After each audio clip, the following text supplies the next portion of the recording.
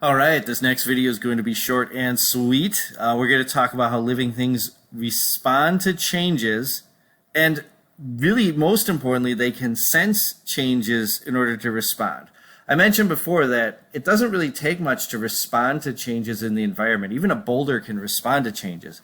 But to sense and respond takes some very specialized structures, including muscles that allow animals to respond to things, or other means of locomotion in different kinds of organisms, like ways that they move and change. But one of the keys is receptors. Receptors are special structures that allow organisms to sense conditions of their external and internal environment. Really, we would say these are sense receptors, and they're related to organisms' senses. Humans have 5 senses: smell, sight, touch, hearing, and taste.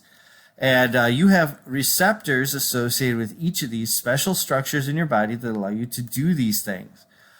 So for example, you have touch receptors that can sense pressure, texture, and temperature.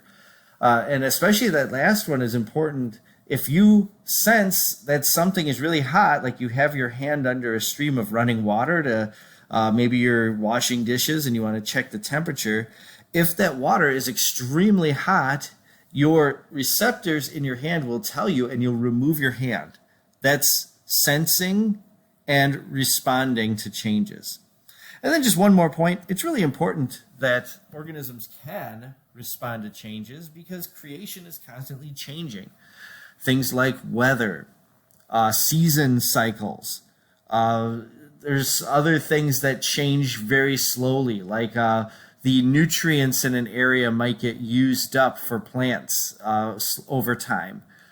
So there's lots that's changing. Some changes are fast, some are cyclical, some are sudden.